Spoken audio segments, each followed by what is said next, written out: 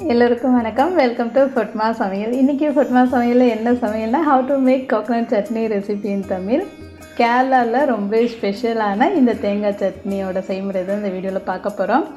வீடியோவில் சொல்கிற மாதிரி சின்ன சின்ன விஷயத்தை அளந்து சேர்த்திங்கன்னா தேங்காய் சட்னி ரொம்ப சுவையாக இருக்கும். இட்லி தோசைக்கலாம். இப்போ என்ன பண்ணணும், வீடியோவை முழுமையாக பார்க்கணும். சமைக்கும்போது விருப்பப்பட்டு விரும்பி சமைக்கணும். இப்போ நம்ம இந்த சட்னிக்கு நீங்கள் தேங்காய் எண்ணெய் தான் பயன்படுத்தணும். அப்போ தான் சட்னி நல்ல வாசமாக இருக்கும். அதாவது நல்ல மணமாகவும் இருக்கும், சுவையாகவும் இருக்கும். எண்ணெய் சூடானதுக்கப்புறம் காரத்துக்கு இந்த சைஸில் 5 வரமிளகா சேர்த்துருக்கேன், 2 பல்லு பூண்டு. மிதமான தீயில் இந்த வரமிளகா ரோஸ்ட் ஆகிற அளவுக்கு மட்டும் கலந்து எடுத்துக்கோங்க.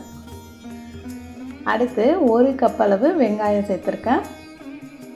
வெங்காயத்தையும் நீங்கள் பொறுமையாக வதக்கி எடுத்துக்கணும். இந்த அளவுக்கு இருந்தால் போதும்.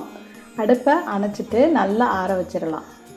அடுத்து ஒரு மிக்ஸி ஜாரில் இந்த அளவுக்கு இஞ்சி, அடுத்து 1 கப் அளவு தேங்காய், துருவின தேங்காய். தேங்காய் நல்லா ஃப்ரெஷ்ஷாக இருக்கணும். அப்போ தான் தேங்காய் சட்னி நல்ல வாசமாக இருக்கும், சுவையாகவும் இருக்கும். ஃப்ரிட்ஜில் ஸ்டோர் பண்ண தேங்காய் இருந்ததுன்னா சட்னி எண்ணெய் கக்கல் அடிக்கிற மாதிரி இருக்கும். கொஞ்சமாக கருவேப்பிலையும் சேர்த்துட்டு நம்ம வதக்கி வச்சுருந்த வெங்காயம், பூண்டு, காஞ்ச மிளகாயை சேர்த்துட்டு கொஞ்சமாக கல்லுப்பையும் போட்டு தண்ணி ஊற்றாமல் ஃபஸ்ட்டு அரைக்கணும்.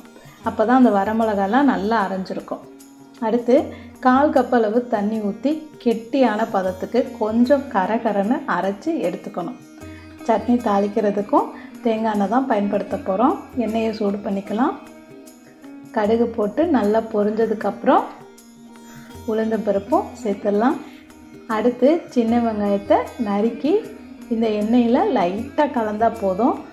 காஞ்ச மிளகா, கருவேப்பிலை, தாளிப்போட ஐட்டம் எல்லாம் முடிஞ்சது. அப்படியே சட்னியில் சேர்த்துடலாம்.